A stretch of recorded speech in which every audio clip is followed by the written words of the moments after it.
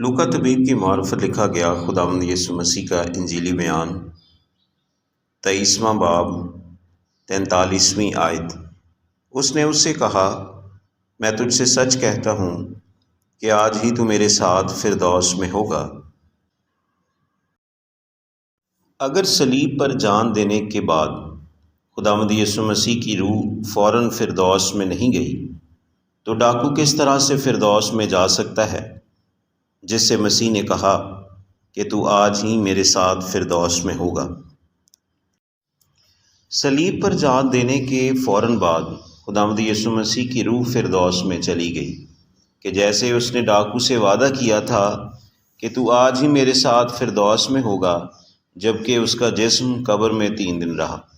یہ فردوس کرنتھیوں کے نام لکھے گئے پولس رسول کے دوسرے خط کے 12ویں باب کی 2 سے 4 آیت کے مطابق تیسرا آسمان ہے، جس پر صعود فرمانے کا شرف پولس رسول کو خدا کے فضل سے ہوا۔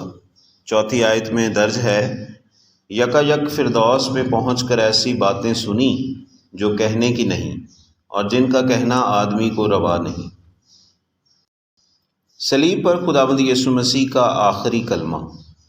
لوقا طبیب کی معرفت لکھا گیا انجیلی بیان 23واں باب 46ویں آیت میں کچھ یوں ہے، اے باپ، میں اپنی روح تیرے ہاتھوں میں سونپتا ہوں۔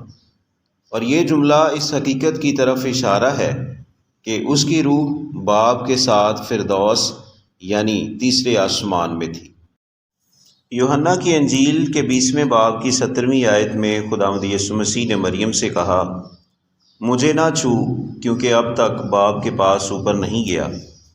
یہ آیت خداوند یسوع مسیح کے جی اٹھنے کے 40 روز کے بعد اس کے جسمانی صعود کی طرف اشارہ ہے، جس کا ذکر ہمیں رسولوں کے اعمال کے پہلے باب میں ملتا ہے، نہ کہ یہ اس کے روح کے صعود کی طرف اشارہ ہے جو اس کی موت اور جی اٹھنے کے درمیان ہوا۔ عزیزو، رسولوں کے عقیدے میں یہ جملہ کہ وہ عالم ارواح میں اترا ابتدائی 4 صدیوں تک رسولوں کے عقیدے کا حصہ نہیں تھا۔ اس لیے خداوند یسوع مسیح کی صلیبی موت کے فوراً بعد خداوند یسوع مسیح کی روح نے آسمان یعنی فردوس میں اپنے وعدے کے مطابق صعود فرمایا، جہاں اس کے ساتھ یقیناً وہ ڈاکو بھی تھا جس سے خداوند یسوع مسیح نے وعدہ کیا کہ تو آج ہی میرے ساتھ فردوس میں ہوگا۔